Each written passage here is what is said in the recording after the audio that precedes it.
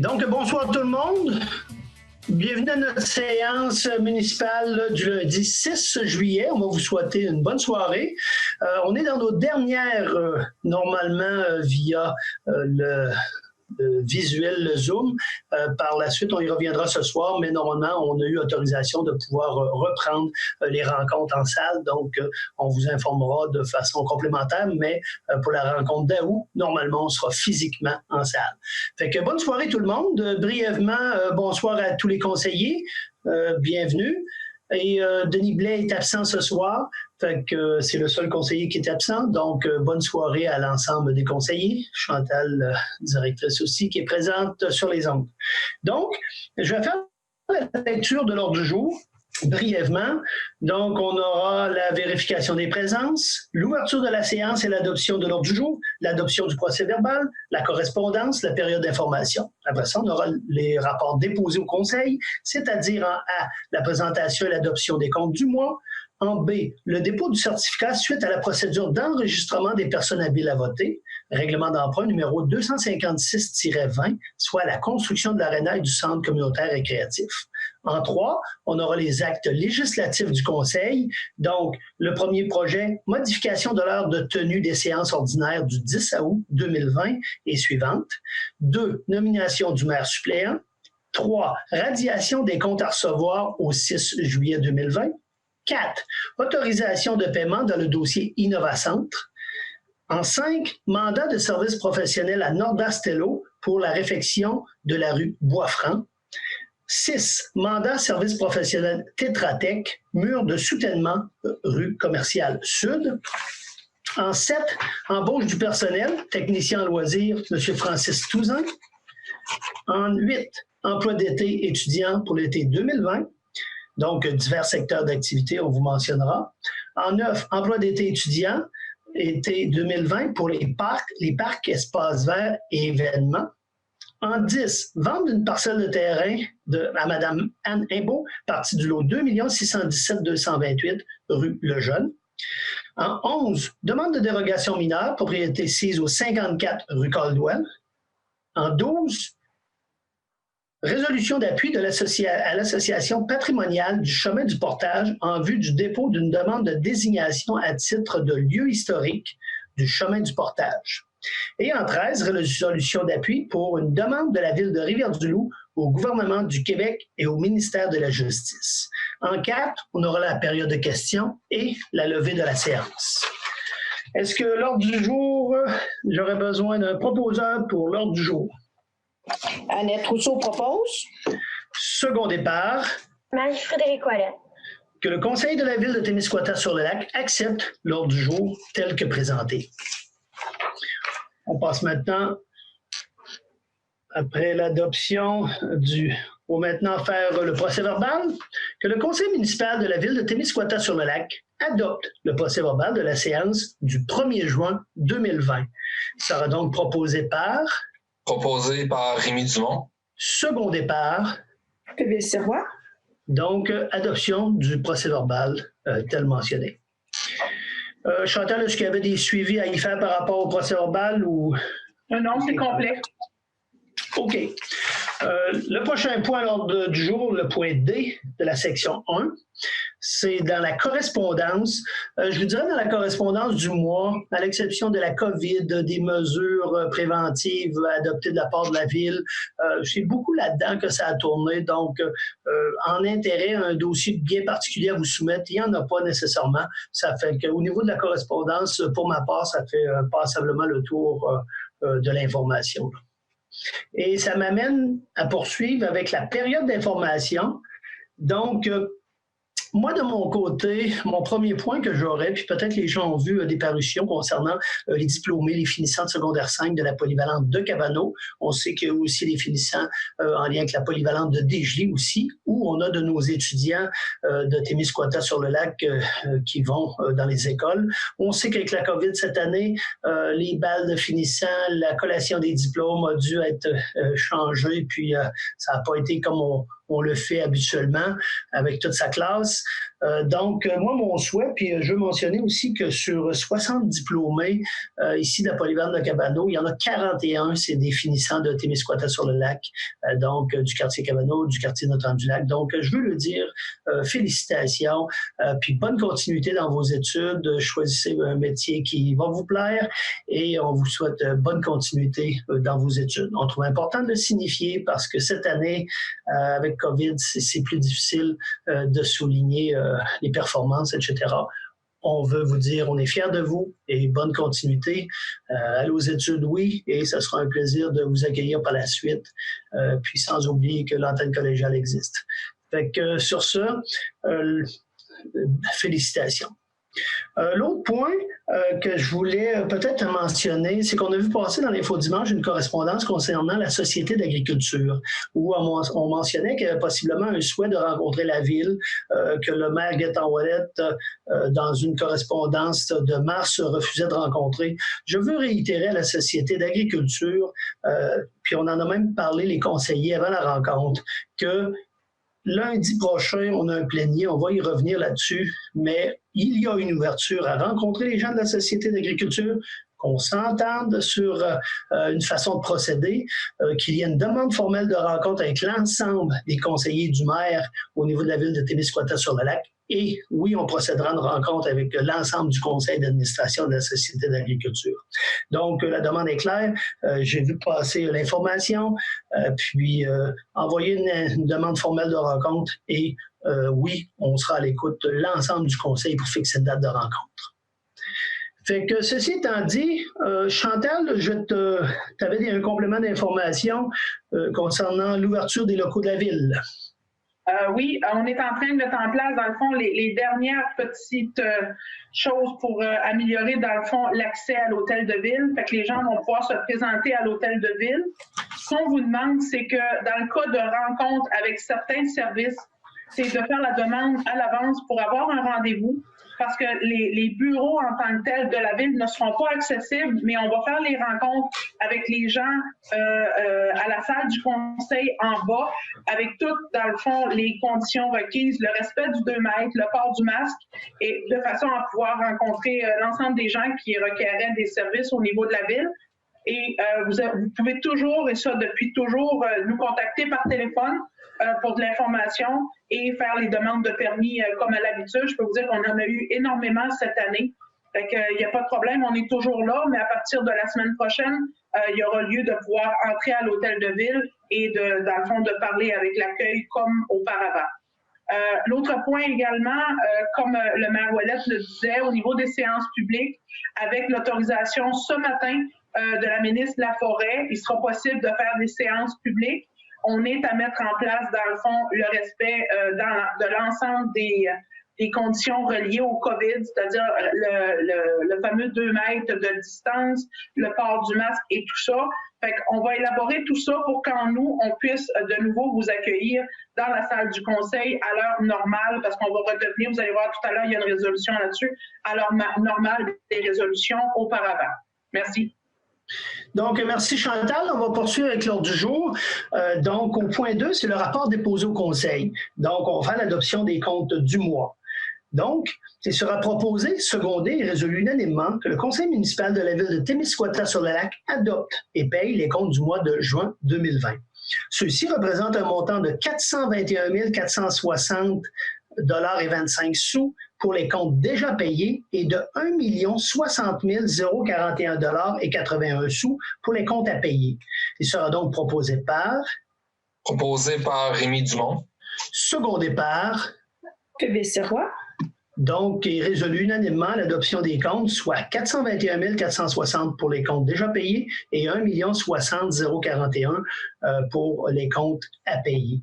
Puis sur le 1 million, à titre d'information, il y a 512 000 qu'on va revenir tantôt, qui est à Béton 4 saisons pour l'Innovacentre. Fait que, est-ce que les conseillers, dans les réponses que vous avez eues en plénier, vous avez eu réponse à vos questions concernant les comptes du mois? Oui, je vois que tout le monde fait un signe de tête.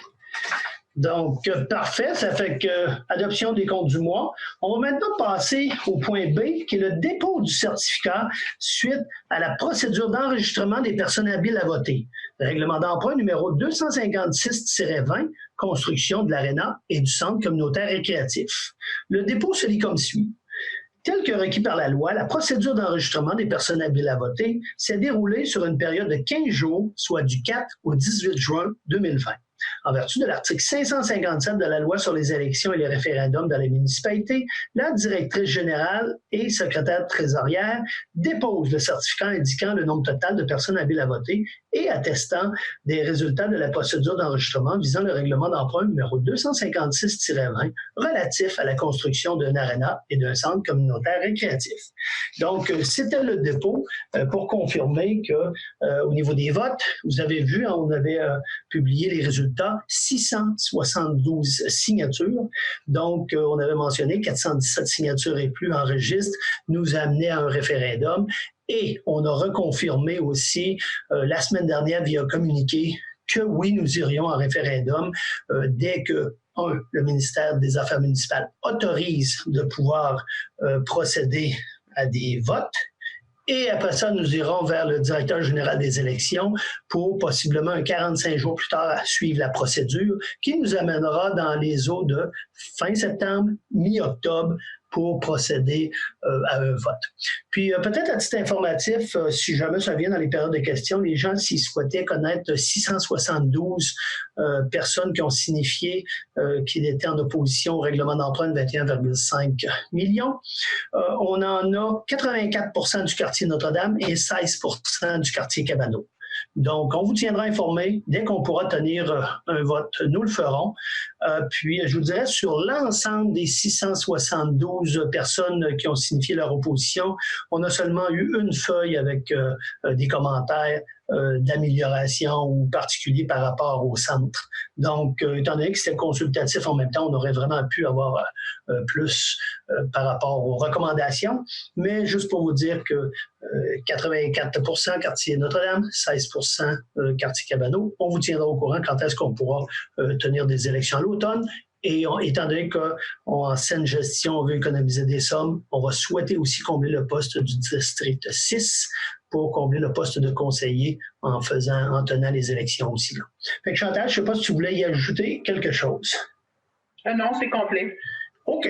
Donc, dans ce cas-là, on va passer aux actes législatifs, c'est-à-dire les projets de résolution. La première résolution, c'est la modification de l'heure de tenue des séances ordinaires du 10 août 2020 et ceux subséquentes. Ça se lit comme suit. Attendu que depuis le 4 mai 2020, la Ville de Témiscouata-sur-Lac avait modifié la tenue des heures de séance du Conseil par visioconférence, étant donné la diffusion de celle-ci en direct dans le contexte de COVID-19. Attendu que le ministère de la Santé et des Services sociaux a adopté l'arrêté ministériel 2020-049, annonçant de nouvelles règles relatives à la présence du public aux séances du Conseil. Attendu que les municipalités peuvent maintenant reprendre la tenue des séances du Conseil avec la présence du public en tenant compte des mesures sanitaires à l'effet de maintenir une distance de 2 mètres entre les personnes ainsi qu'un maximum de 50 personnes. Attendu que cette nouvelle réalité permet à la Ville de revenir à l'heure habituelle des séances, étant donné que la chaîne de télévision n'aura plus à faire de diffusion en direct. En conséquence, sera proposé, secondé et résolu unanimement que la Ville de Témiscouata-sur-Lac informe la population à l'effet qu'à compter de la séance ordinaire du 10 août 2020, les séances se tiendront à 19h30, telles que stipulées dans la résolution numéro 19-12-259 adoptée le 2 décembre 2019, visant l'acceptation du calendrier des séances ordinaires du Conseil municipal pour l'année 2020. Qu'un avis public de la présente modification soit publié par la greffière assistante, conformément à la loi qui régit la municipalité. Il sera donc proposé par Annette Rousseau. Secondé par Marie-Frédérique Ouellette. Donc, comme on mentionnait, retour à l'heure normale 19h30 à compter des prochaines séances, c'est-à-dire le 10 août. On passe maintenant. Oui. Peut-être une petite information complémentaire. Pour la séance d'août, c'est seulement l'adoption des comptes, c'est-à-dire qu'il n'y aura pas de projet de résolution ou quoi que ce soit, étant donné qu'on est dans la période des vacances. Fait que ce qui est ciblé pour cette séance-là, c'est juste l'adoption des comptes pour permettre le paiement aux différents fournisseurs. OK. Ben, merci de l'information complémentaire. Au point 2, nomination du maire ou de la mairesse suppléante. Période du 6 juillet 2020 au 2 novembre 2020. Attendu que l'article 56 de la loi sur les cités et les villes mentionne que le conseil municipal doit désigner un conseiller comme maire suppléant en cas d'absence du maire, il sera donc proposé, secondé et résolu unanimement que le conseil municipal de la ville de Témiscouata-sur-le-Lac nomme la conseillère Phébé Sirois, mairesse suppléante de la ville de Témiscouata-sur-le-Lac, et ce, pour la période comprise entre la clôture de la présente séance et le 2 novembre 2020. Qu'en l'absence de M. Gaétan-Ouellette-Maire, Phébé Sirois est, par présente, autorisé à signer tout document relatif à la gestion administrative ainsi que les effets bancaires de la ville. Il est de plus statué qu'en l'absence du maire, Mme Phébé Sirois représentera la ville au sein du conseil de la municipalité régionale de comté de Témiscouata. Il sera donc proposé par... Proposé par Rémy Dumont. Secondé par... Marie-Frédérique Ouellette. Donc, mairesse suppléante, Mme Phébé Sirois. Donc, merci Phébé d'avoir accepté le rôle pour les prochains mois.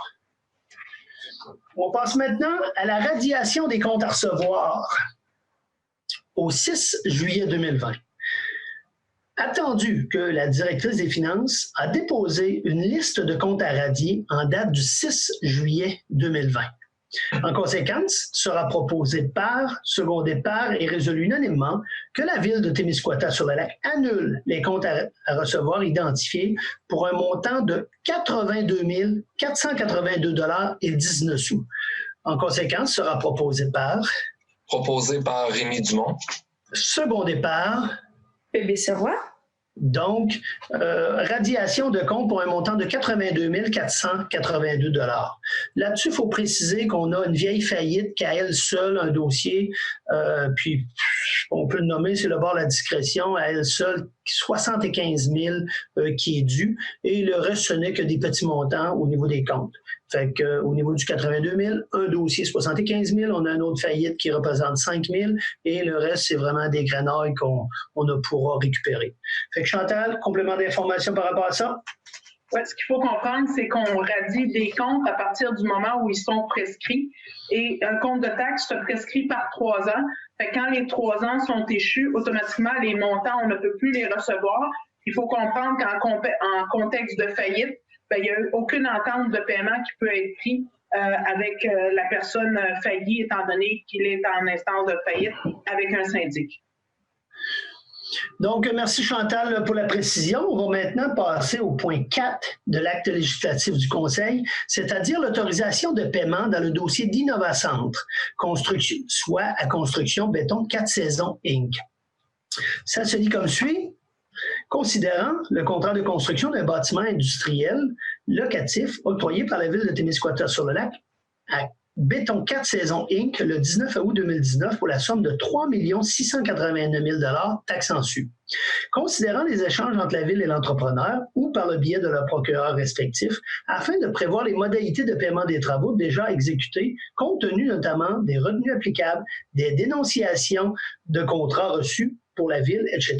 En conséquence, sera proposé, secondé, résolu unanimement que le conseil municipal de la ville de Témiscouata-sur-le-Lac autorise le paiement du certificat de paiement numéro 5 dans la mesure où l'ensemble des conditions mentionnées dans les lettres des procureurs de la ville du 25 juin 2020 et 3 juillet 2020 sont toutes rencontrées et que les professionnels auront, lorsque nécessaire, approuvé le contenu des documents remis, soit documents de fin de chantier. Que sans restreindre la généralité de ce qui précède et les conditions qui y sont énoncées pour les certificats de paiement, les paiements puissent se faire par chèque conjoint lorsque nécessaire à l'entrepreneur et à chacun des sous-traitants ou fournisseurs concernés, étant entendu que l'identification des sous-traitants et fournisseurs visés par des chèques conjoints ne restreint pas l'obligation de l'entrepreneur de remettre préalablement au paiement du certificat l'acquittance finale de l'ensemble des sous-traitants et fournisseurs ayant dénoncé leur contrat à la ville, même si ces derniers ne sont pas visés par les chèques conjoints, puisque leurs travaux sont déjà terminés. qu'une somme de 60 756,69 $ afférente aux améliorations locatives soit remboursée par les 3 locataires visés et que la somme de 6 796,73 $ soit assumée à même le règlement d'emprunt numéro 221-18 et ou l'excédent non affecté. Qu'une copie de la présente résolution soit transmise à Béton 4 saisons. En conséquence, sera proposée par PBC Roy. Secondé par Anne-Frédérique Ouellette. donc, est résolu unanimement de procéder au paiement numéro 5 concernant Béton 4 saisons.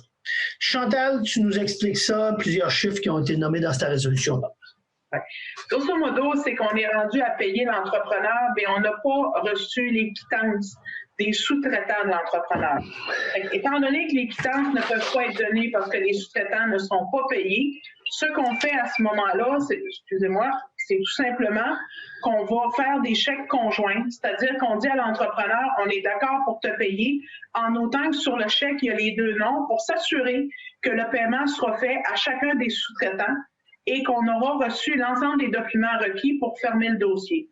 Vous comprenez qu'aujourd'hui, il y a un litige, si je peux dire, dans le sens que les modalités de paiement sont un peu plus compliquées, mais on avance et on se fait conseiller là-dessus pour s'assurer qu'en tout temps, les intérêts de la Ville sont protégés légalement. Donc, c'est pour ça qu'il y avait un paragraphe qui mentionnait, entre autres, l'émission de chèques conjoints. Donc, on va s'assurer qu'en gestion, l'ensemble des gens et des sous-traitants reçoivent les sommes. Fait que maintenant, on va passer au point 5, qui est le mandat de service professionnel Nordastello pour la réfection des rues Boisfranc. Attendu que le projet de réfection des infrastructures d'aqueduc d'égouts sur la rue des Boisfrancs nécessite la réalisation de plans et devis. Attendu que la firme Nordastello a déposé une offre de service afin de compléter ce mandat en date du 23 juin 2020. En conséquence, sera proposé, secondé et résolu unanimement que le conseil municipal de la ville de Témiscouata-sur-Lac mandate la firme Nordastello pour effectuer ce mandat, et ce pour un montant de 11 230 $ taxes en su, conformément à son offre datée du 23 juin 2020. Que M. Gaétan Ouellette, maire, en son absence, mairesse suppléante, Mme Chantal Caron, directrice générale, ou en son absence, la directrice des finances, soit ils sont par les présentes autorisés à signer les documents donnant plein effet à cette résolution. Il sera donc proposé par Rémy Dumont. Secondé par Annette Rousseau. Donc, adoption pour plan et devis à Nordastello, un contrat au montant de 11 230. Petite information, que ce sera Boisfranc, que ce sera rue commerciale, où on est en attente dans les prochains jours d'un retour de programme sur la rue commerciale, autant dans les 2 quartiers, quartier Cabano ou quartier Notre-Dame-du-Lac, on l'avait déjà expliqué qu'on ferait de la réflexion sur les commerciales de chaque côté, ou autant la rue Caron, Saint-Viateur.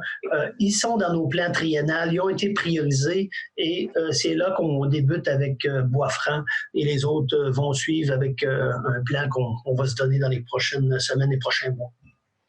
Fait que Chantal, je ne sais pas si tu voulais préciser autre chose par rapport à ça. Non, c'est complet. Puis au plénier de la semaine prochaine, dans le fond, on va donner les priorisations en fonction des différentes conditions reliées aux travaux, parce que chacun des travaux nécessite des conditions particulières, mais on va faire le ménage là-dedans pour les fins de la priorisation à venir. OK. Mais on veut se faire rassurant parce que présentement, avec il vient des touristes, des visiteurs, la commerciale, est-ce qu'il s'en vient des choses? Et oui, la réponse, il s'en vient des choses, c'est clair. Comme il s'en vient des choses, comme on mentionnait, Caron, Saint-Viateur, Boisfranc, et on a plein d'autres rues qu'on souhaite faire par la suite. Donc, le prochain point, point 6, mandat de service professionnel Tetra Tech KI Inc., mur de soutènement, rue commerciale sud, voisin du Marie-Blanc, quartier Notre-Dame-du-Lac. Attendu que la résolution numéro 20-0589 mandate la firme Tetra Tech KI Inc. relativement à la problématique de gestion des eaux pluviales observées, notamment lors des pluies importantes et principalement au printemps dans le secteur de la rue commerciale sud où sont actuellement dirigées les eaux pluviales. Attendu que lors de l'exécution de ce mandat initial, il a été observé une dégradation importante d'une portion du mur de soutènement de la rue commerciale sud, longeant le fossé de la piste cyclable, affectant la stabilité du mur. Attendu qu'il y a donc lieu d'effectuer des relevés complémentaires afin d'effectuer des plans et devis afin de remédier à cette situation. Attendu que la firme Tetra Tech KI Inc. a déposé une offre de service afin de compléter ce mandat en date du 18 juin 2020. En conséquence, sera proposé, secondé et résolu unanimement que le conseil municipal de la ville de Témiscouata-sur-le-Lac mandate la firme Tetra Tech pour effectuer ce mandat, et ce pour un montant de 5 840 taxes en su, conformément à son offre datée du 18 juin 2020. Que M. Gaétan Ouellette, maire suppléante, Chantal Caron, directrice générale, trésorière au niveau de la ville, soit autorisée à signer tous les documents nécessaires à donner plein effet à cette résolution. En conséquence, sera proposée par Annette Rousseau. Secondé par Anne-Frédérique Ouellette. Et résolu unanimement. Donc, demande complémentaire d'analyse à cause de la fragilité du mur de soutènement. OK, ça nous amène à notre page 2 de l'ordre du jour. Point 7. Embauche de personnel, employé surnuméraire, technicien en loisirs, Francis Touzan. Ça se lit comme suit. Attendu que la ville de Témiscouata-sur-le-Lac a un besoin à combler au niveau du département des loisirs afin d'assurer l'ensemble des projets à venir durant l'été 2020, attendu qu'il y a lieu de procéder à l'embauche du personnel pour répondre à ce besoin, en conséquence, sera proposé, secondé, résolu unanimement que le conseil municipal de la ville de Témiscouata-sur-le-Lac procède à l'embauche de l'employé surnuméraire suivant à titre de technicien en loisirs, M. Francis Touzan. Que cette embauche soit rétroactive en date du 25 juin 2020, et ce, pour la période estivale. En conséquence, sera proposé par Rémy Dumont. Secondé par Phoebe Sirois. Et résolu unanimement, donc en appui, l'embauche de M. Francis Touzan. Chantal, quels seront ces mandats, M. Touzan? Ça va être entre autres au niveau de l'animation des commerciales, de mettre en place une programmation qui respecte également tout le contexte de la COVID-19. On travaille là-dessus. Il y a des commerçants aussi qui vont être rencontrés autant du secteur Cabano que du secteur Notre-Dame. Et puis, on va essayer de faire un effort dans une période de COVID pour faire en sorte qu'il y ait quand même des activités, que ces activités-là soient sécuritaires, mais qu'il y ait lieu d'avoir de l'activité sur nos commerciales. OK, merci de l'information. On va maintenant passer aux emplois étudiants, au point 8. Emploi été étudiant, donc divers secteurs d'activité. Attendu que la ville de Témiscouata-sur-le-Lac procède à l'embauche d'étudiants à tous les étés. Attendu que certains de ces postes obligent les critères d'embauche pour répondre aux exigences de chacun des postes. Attendu que les besoins pour cet été totalisent l'embauche de 39 étudiants. Attendu que les embauches au niveau des sauveteurs prennent en compte la disponibilité limitée des employés et, de ce fait, la ville doit composer avec plus de ressources afin de pallier aux heures requises par ce poste. En conséquence, sera proposé, secondé et résolu unanimement que le conseil municipal de la ville de Témiscouata-sur-le-Lac procède à l'embauche du personnel étudiant requis pour combler ces postes, et ce, selon les recommandations du comité de sélection formé à cet effet, soit en animateur en sport. Je nommerai pas tous les noms des 39 étudiants, je vais nommer les secteurs où ils vont être affectés. Donc, animateur en sport, moniteur de camp de jour, sauveteur de plage, accueil au niveau des campings et terrain de camping. Donc, tout ça totalise 39 étudiants. Et oui, il y a des temps pleins, mais il y a beaucoup là-dedans de temps partiel. Des gens se rappellent. Donc, pour les gens qui diraient, oui, c'est donc bien beaucoup 39 étudiants, il faut comprendre que c'est pas tous des gens qui auront des heures temps plein. Fait que je sais pas, Chantal, est-ce que tu veux y ajouter? Non, c'est réellement ça. Fait que souvent, une fois, on embauche également les gens qui vont faire du remplacement. Puis c'est sûr qu'au niveau du camp de jour, on a un peu plus d'embauche, étant donné que les groupes doivent être plus petits pour respecter la distanciation sociale. Oui, on en a à peu près une vingtaine, 18 à 20 sur les 39 qui sont en lien avec le camp de jour à titre informatif. Maintenant, on va passer à l'emploi d'été étudiant, mais pour les parcs, espaces verts et l'ensemble des équipements. Donc, ça va se lire comme... Oh, est-ce que j'ai fait mon proposal secondaire sur le... Non. Bon, on va le faire. Donc, pour les emplois d'été, dans les secteurs d'activité, j'ai mentionné animateur en sport, camp de jour, il y avait sauveteur et camping, autant l'accueil que le terrain de camping. Il sera proposé par Annette Rousseau. secondé par Phébé Sirois. donc résolu unanimement l'embauche des 39 étudiants. Comme je mentionnais, on poursuit avec la prochaine série d'embauches, emploi d'été étudiants pour les parcs et espaces verts. Attendu que la Ville de Témiscouata-sur-le-Lac procède à l'embauche d'étudiants tous les étés. Attendu que les besoins pour cet été au niveau de l'entretien des parcs, espaces verts et événements totalisent l'embauche de 6 étudiants. En conséquence, sera proposé, secondé et résolu unanimement que le conseil municipal de la Ville de Témiscouata-sur-le-Lac procède à l'embauche du personnel étudiant requis pour combler ces postes, et ce, selon les recommandations du comité de sélection formé à cet effet. Donc, 6 étudiants, puis sera donc proposé par Rémi Dumont.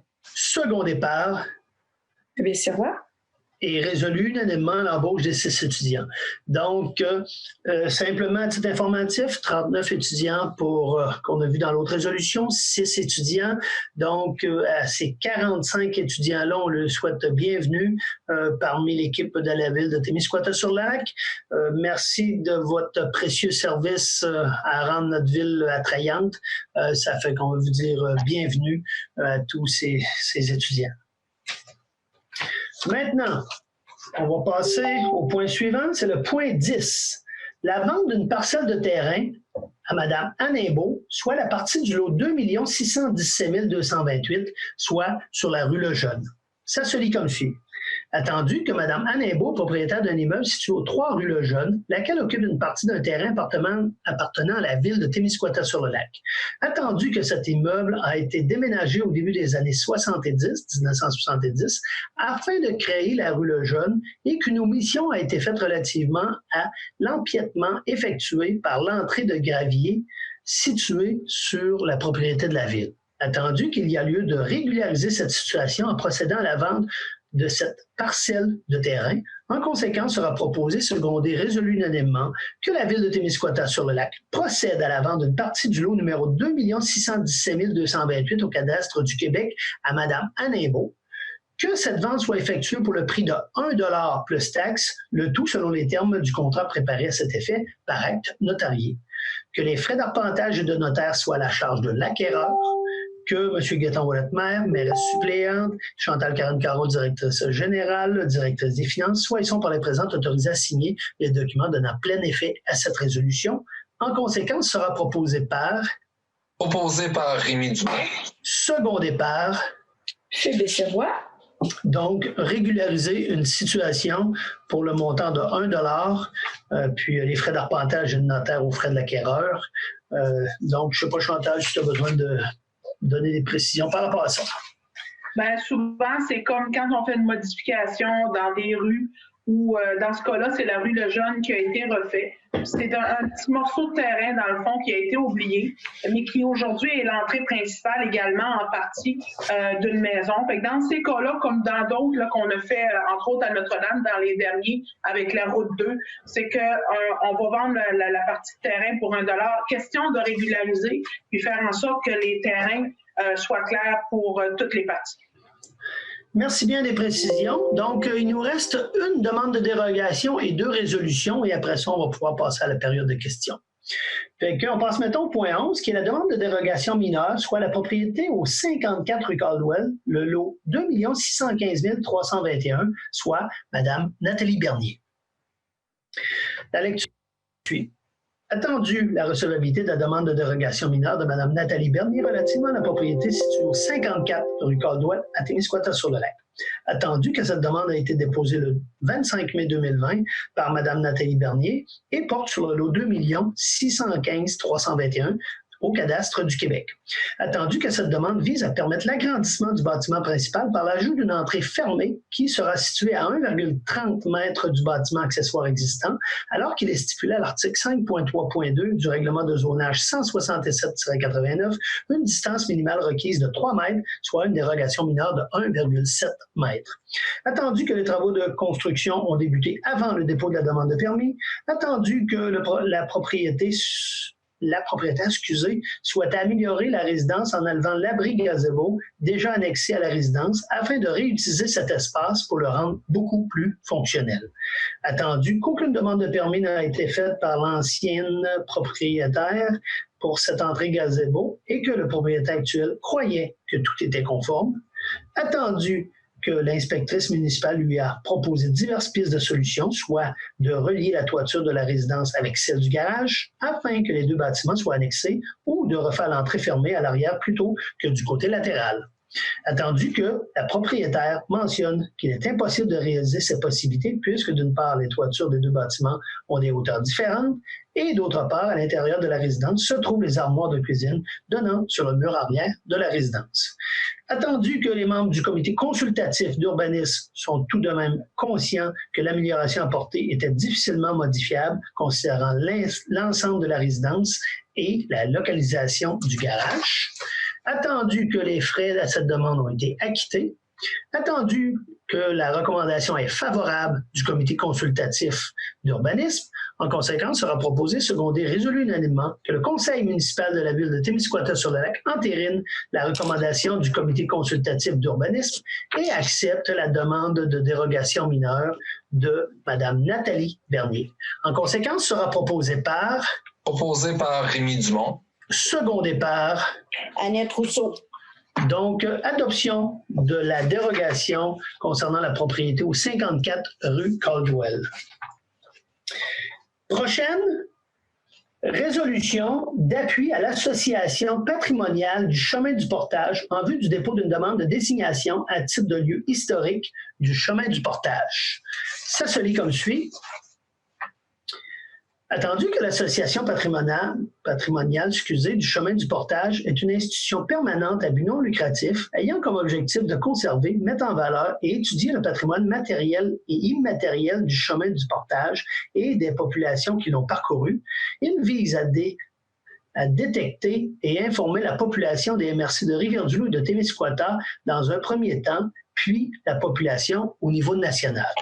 Attendu que le lieu historique du chemin du portage, 1746 à nos jours, est une route stratégique militaire et postale qui a joué un rôle fondamental dans le développement du Canada. Son importance nationale se témoigne par la diversité des peuples qui l'ont emprunté, français, acadiens, Wolastoqiwik, britanniques, par ses multiples vocations, liens entre les colonies maritimes, routes militaires, routes postales et chemins de colonisation.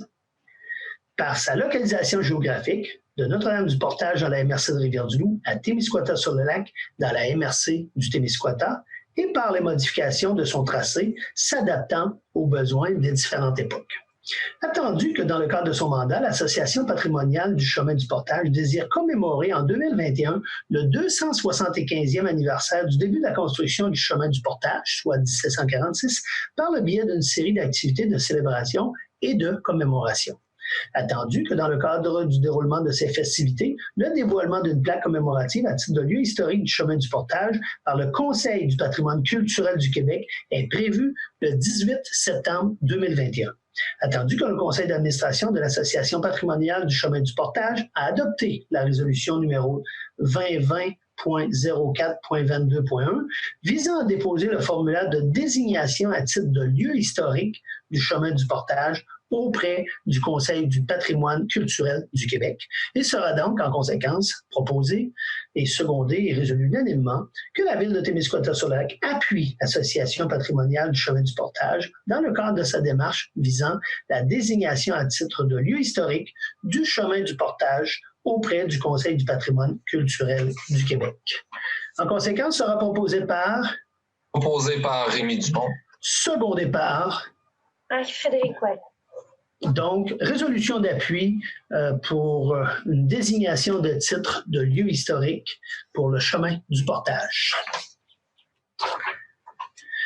Et ça nous amène à notre dernière résolution, qui est quand même de 2 pages. Résolution d'appui, demande de la Ville de Rivière-du-Loup au gouvernement du Québec et au ministère de la Justice. Ça se lit comme suit. Donnez-moi un petit 3 minutes pour en faire la lecture. Attendu que le traitement de certaines infractions pénales devant la Cour municipale, ainsi que les auditions de procès tenues en journée et en soirée à Rivière-du-Loup et à Témiscouata-sur-Lac contribuent à une meilleure accessibilité à la justice pour les citoyens des municipalités desservies, en respectant ainsi le concept de justice de proximité énoncé à l'article 1 de la loi sur les cours municipales. Attendu que l'entente relative à la poursuite de certaines infractions pénales devant la Cour municipale commune de la ville de Rivière-du-Loup intervenue entre le ministère de la Justice du Québec, le directeur des poursuites criminelles et pénales et la ville de Rivière-du-Loup concernant les constats d'infraction délivrés au nom du DPCP pourrait être modifié afin d'inclure les infractions relatives au Code de la sécurité routière commises sur les autoroutes. Attendu qu'une telle modification permettrait de désengorger la Cour du Québec et d'assurer un meilleur délai quant au traitement des constats d'infraction émis sur les autoroutes, tout en favorisant une meilleure rentabilité des cours municipales. Attendu que ces principes sont applicables pour une grande majorité des cours municipales du Québec. Attendu que le gouvernement du Québec et ses différents ministères se sont toujours refusés de donner suite à cette demande répétée des cours municipales de pouvoir traiter les dossiers des constats d'infraction délivrés sur les autoroutes. Attendu que la Cour municipale commune de la ville de Rivière-du-Loup doit devenir à court terme une cour sans papier et qu'elle doit s'adapter aux changements technologiques pour assurer la sécurité des usagers et le respect des directives émises par le juge municipal en ce qui concerne les salles d'audience, telles que les auditions des témoins et des défendeurs par visioconférence et la numérisation de la preuve en salle d'audience. Attendu que les changements apportés favoriseront l'accès à la justice pour les défendeurs et témoins qui ne peuvent se déplacer pour assister au procès. Attendu que pour ce faire, la ville de Rivière-du-Loup doit acquérir de nouveaux équipements tels que rétroprojecteurs, ordinateurs, écrans visuels, achat de licence pour la visioconférence et acquisition de mobilier supplémentaire. Attendu que la numérisation de la preuve de la poursuite dans les dossiers constitue un défi et un enjeu majeur à court terme pour les cours municipales, attendu que les cours municipales sont toujours dans l'attente de connaître les échéanciers de la Sûreté du Québec pour l'implantation et la mise en fonction des constats d'infraction électroniques dans les autopatrouilles, afin que les constats d'infraction, les rapports d'infraction, les compléments et les photographies soient téléchargés numériquement dans le système informatique des cours municipales, attendu qu'afin de respecter les directives émises par le juge municipal, la poursuite doit maintenant déposer l'ensemble de la preuve de façon numérisée, attendu que le travail pour la poursuite est colossal, car dans tous les dossiers judiciarisés, la poursuite doit numériser tous les documents contenus au dossier pour être déposés devant le juge, tels que les constats d'infraction, le rapport d'infraction, le complément, les photographies, alors que l'implantation des constats électroniques par la Sûreté du Québec réglerait cette situation pour l'ensemble des cours municipales. Attendu que plusieurs corps policiers municipaux utilisent déjà les constats électroniques et que la Société d'assurance automobile du Québec est déjà en mesure de traiter électroniquement ces constats.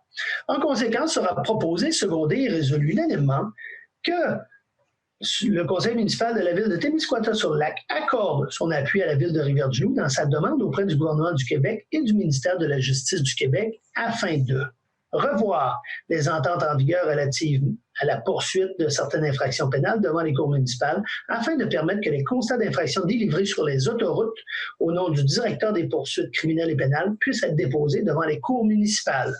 Soutenir financièrement les cours municipales dans leur passage à l'ère du numérique afin que celles-ci puissent acquérir les équipements et les mobiliers requis pour répondre aux nouvelles règles et fonctionnements qui leur sont imposés et accélère l'implantation et la mise en fonction des constats d'infraction électroniques dans les autopatrouilles de la Sûreté du Québec, partout sur le territoire québécois, afin que les constats d'infraction, les rapports d'infraction, les compléments, les photographies soient versés de façon numérique dans le système informatique des cours municipales le plus rapidement possible.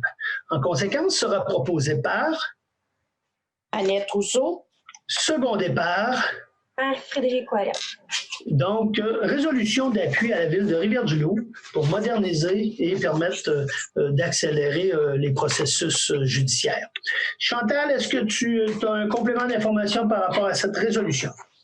Alors, je pense que la résolution est complète en elle-même.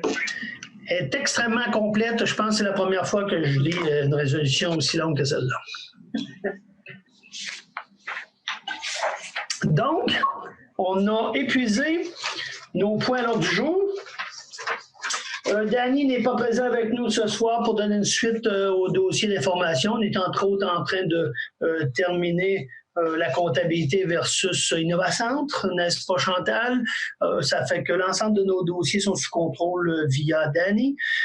Ça fait que moi, à moins que tu aies un complément d'information que tu aimerais préciser par rapport à nos dossiers principaux, on passera à la période de questions. Je pense qu'on est rendu à la période de questions. Je redonnerai l'adresse courriel pour nous acheminer des questions par courriel. Questions séance@témiscouatasurlac.ca. Ah, on a une première question. Environ 285 000 $ ont été utilisés sur les 475 000 du règlement d'emprunt sur les infrastructures entourant le parc Clair-Soleil. Est-ce que le Conseil a fermé le dit règlement? Je peux lui répondre directement. Je ne pense pas que le règlement soit encore fermé. On a plusieurs règlements d'emprunt qu'on doit le faire à l'automne. C'est-à-dire que les travaux sont terminés, il n'y a pas d'autres projets qui vont être ajoutés et devront être fermés et vont être portés aussi à l'attention du Conseil. Fait que sur celui-là, si ma connaissance est bonne, il n'est pas fermé. Ce qu'il faut comprendre, c'est qu'entre le montant de règlement d'emprunt de 475 000, bien, on comprend qu'on n'ira pas emprunter le total. Souvent de fois, c'est que lorsqu'on prévoit des projets, on met un montant approximatif, mais au final, on essaie toujours quand même de faire mieux et d'avoir des meilleurs estimés. Je vous donne un exemple. Souvent, on va aller en appel d'offres pour différents travaux, puis entre le réel qui a été estimé versus ce que les gens à quel montant sont prêts à faire les travaux, bien souvent de fois, on va avoir des gains. Fait qu'éventuellement, oui, il y a des règlements d'emprunt qui devront être fermés pour faire en sorte là, de fermer. Mais ce qu'il faut comprendre, c'est que ça n'a pas vraiment d'incidence. Le règlement, on est aux alentours justement de 285 000 utilisés. Considérant j'y vais avec la deuxième question. Oui. Considérant l'importance d'un conseiller municipal et la vacance datant de janvier 2020, la ville de Témiscouata pourrait-elle démarrer le processus d'élection du conseiller du district 6, laquelle ne doit pas être assujettie à un processus alternatif? Les frais de cet exercice peuvent facilement être réduits par la participation citoyenne de Témiscouata-sur-le-Lac. De plus, à l'exemple de la lettre remplaçant la signature de Régis, l'avis public dans le journal Info Dimanche permet une diffusion immédiate. Bien, c'est sûr qu'au niveau du ministère, il n'est pas permis. On voit, exemple, à Squatec qui ont des postes à combler, beaucoup de places ont des postes à combler. Il n'y a pas d'autorisation de procéder à d'élection présentement. Fait que nous, c'est clair que dès qu'on pourra procéder, ça a tout été clair qu'on souhaite combler le district 6. Là, c'est ajouté suite aux signatures de registre. Oui, il y aura un vote sur la résolution d'emprunt de 21,5 millions. Êtes-vous en accord, oui ou non? Ça fait que tout ça va prendre forme, mais va prendre forme fin septembre, mi-octobre. Je ne sais pas, Chantal, si tu as plus, mais... Ouais, ben, ce que j'ai compris, c'est que dans le dernier communiqué de la ministre, elle nous disait qu'il y aurait probablement des conditions à mettre en place pour assurer la sécurité, mais qu'on en saura un petit peu plus long plus tard.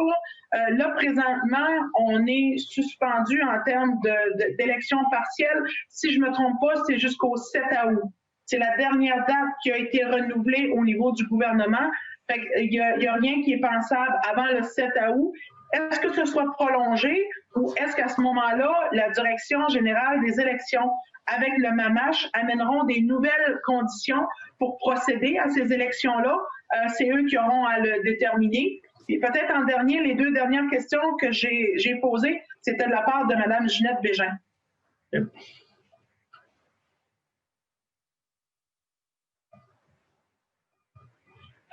J'ai une question de Nancy Moreau. Pourquoi les quais et l'escalier sont absents à la plage? On s'est toutes posé la question. J'ai envoyé un questionnement et les loisirs sont en train de travailler avec les travaux publics Je ne peux pas vous donner la réponse, mais normalement, je ne sais pas s'il y a un problème quelconque, mais on vérifie ça d'ici à demain. Oui, tout à fait. On avait plusieurs conseillers qui ont emmené ça tantôt. On l'avait vu passer sur les médias sociaux. Puis quand même, c'est vrai que présentement, là, les campings, quand même à Témiscouata sur le lac, c'est très achalandé. Fait que Chantal va faire le lien, puis on va s'assurer que l'opérationnel s'installe, puis que oui, il y a toujours un escalier à l'habitude, rendre ça sécuritaire et ça va être fait. J'avais une même question dans ce sens-là de Alain Dugas. Comment se fait-il que l'escalier pour la descente de la plage à Cabano n'est pas encore en fonction? On est déjà en vérification parce que j'ai envoyé tout à l'heure un texto au niveau de la direction des loisirs, puis elle était déjà à vérifier pourquoi ça n'avait pas été fait. On va avoir des réponses. Pourquoi les poubelles, les bancs ainsi que l'ouverture du bloc sanitaire n'ont pas été en place ou en opération avant le 26 de juin? Écoutez, je pense que ça a un lien avec le COVID pour savoir de quelle façon ils devaient être ouvertes. Mais ce que je comprends aujourd'hui, c'est qu'elles sont ouvertes, desservies et qu'on se doit d'aller à, je ne sais pas le nombre d'heures, là. Il a fallu justement embaucher des gens supplémentaires cette année pour s'assurer de la désinfection de tous nos blocs sanitaires sur une base régulière, sur nos plages et également au parc Clair-Soleil. Prochaine question. Je n'ai pas d'autres questions pour le moment. Okay, il y en a une nouvelle de rentrée. OK. Question de Alain Dugas. Quand un citoyen appelle pour une demande d'information à la Ville, quel est le délai raisonnable pour que le citoyen reçoive une réponse? Au minimum, un accusé-réception. Je vous dirais que la norme à date qu'on se donne, c'est qu'on aimerait être capable de donner un accusé-réception en 24 et 48 heures maximum.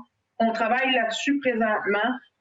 Au niveau des permis, on a eu tellement de demandes de construction cette année.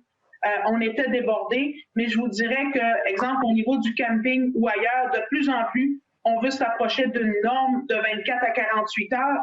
Pas nécessairement pour donner la réponse, mais au moins vous dire, on a eu votre questionnement, on vous revient, on a plusieurs dossiers en attente, mais vous êtes dans la liste. C'est un commentaire aussi que moi je reçois, possiblement les conseillers aussi, puis je veux être certain parce que c'est pas plus tard que peut-être 2 semaines passées, Chantal, on en a discuté. Puis moi, c'est sûr que la prise en charge, hein, comme dirait Chantal, au moins donner l'échéancier, quand est-ce que je peux te revenir, etc., mais démontrer qu'on a entendu la demande ou on l'a lu puis elle est entrée. La prise en charge, moi je pense que ça ne peut pas dépasser 2 jours. Et c'est dans ce sens-là qu'il faut que l'équipe arrive à entrer en contact avec les gens à l'intérieur d'une personne à l'intérieur de 2 jours, et c'est le souhait qu'on en a. Fait que oui, on l'entend, et il faut qu'il y ait une prise en charge, à mon avis, à l'intérieur de 2 jours. C'est sûr que possiblement, ça ne règle pas le dossier à l'intérieur de 2 jours, mais minimalement, la personne peut connaître les documents à fournir et quel sera à peu près un échéancier pour avoir un retour formel. Ça, c'était une question d'Alain Dugas. Là, j'ai une autre question. Ginette Bégin, en 2 points. Est-ce que les coûts liés à Innovacent parlé ce soir, environ 6 000, s'ajoutent à ceux déjà mentionnés? C'est-à-dire, présentement, en termes de coûts, on est aux alentours de 3,5 millions, mais il faut comprendre que le projet est de l'ordre de 4, étant donné qu'à l'intérieur du 4, dans le fond, des améliorations qui ont été demandées par les locataires et uniquement payées par ces derniers. S'élève actuellement. Je pense que je viens de répondre. Le coût total, pour le moment, on est à 3,5, mais il reste encore certains travaux. On n'a pas finalisé le dossier, puis comme on l'a dit, on est en train de faire des paiements conjoints et on a avancé encore avec l'entrepreneur pour finaliser ce dossier-là. Deuxième question, y a-t-il d'autres soumissionnaires que Nordastello pour faire les plans mentionnés lors de la présente séance? Si je ne me trompe pas, c'est sûr relatif à Bois-Franc. On a été directement avec Nordastello étant donné qu'il y avait le plan d'intervention et les informations sur la rue Bois-Franc. D'un autre côté, quand on va tomber dans des rues comme Caron, Saint-Viateur, on va regrouper ces plans et devis-là ensemble pour aller un peu, sans dire en appel d'offres, mais du moins en demande de prix, Un peu comme dans le cas de Tetra Tech, ils sont spécialisés au niveau de l'eau du pluvial, fait que c'est eux qu'on va mandater, pour exemple, le Marie-Blanc et toute la problématique du soutènement de rue. Fait que ça, on y va aussi avec l'expertise de chacune des firmes. Prochaine question.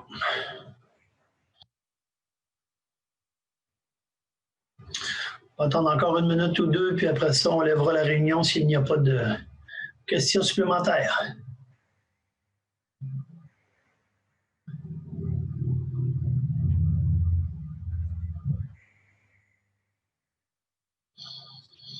Est-ce que dans l'entretemps, il y a des conseillers qui ont des informations à passer aux citoyens, qui souhaiteraient informer? Non, tout est beau. Une autre question de Mme Bégin, Ginette Bégin. Où est rendu le projet du Y de la rue de l'Église? On est en attente d'aide financière pour pouvoir réaliser le projet, mais il est toujours dans notre planification d'améliorer et on aura de l'argent.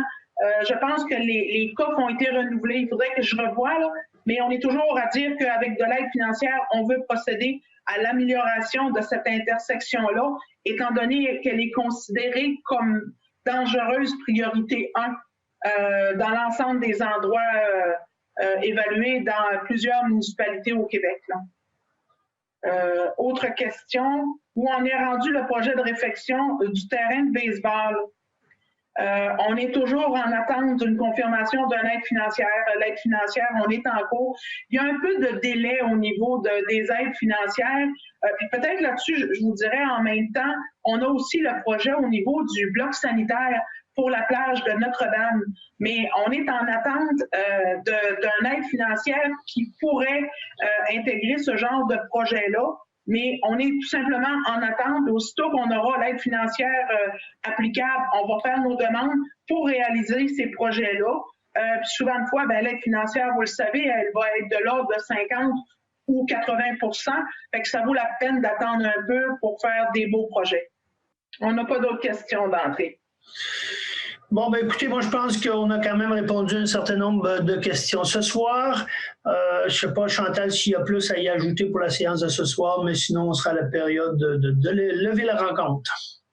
Parfait, non, il n'y a pas d'autres questions. Donc, lever la rencontre sur proposition de... Frédéric Ouellet. Second départ. Rémi Dumont. Bon, puis donc, lever de la rencontre. Ça fait que bonne soirée tout le monde. On vous dit continuez d'être prudent en lien avec la COVID-19. On sait que présentement, beaucoup de touristes ici présents, période de vacances. C'est le fun à voir quand même. Nos commerces semblent y trouver leur part quand on parle d'achat local, de visite qui est chez nous. Ça fait que profitez-en au maximum de l'été et on vous donne rendez-vous en août. Et comme on mentionnait, ça sera une rencontre normalement qui sera physique à l'Hôtel de Ville. Fait que sur ce, bonne soirée tout le monde, puis bonsoir à tous les conseillers.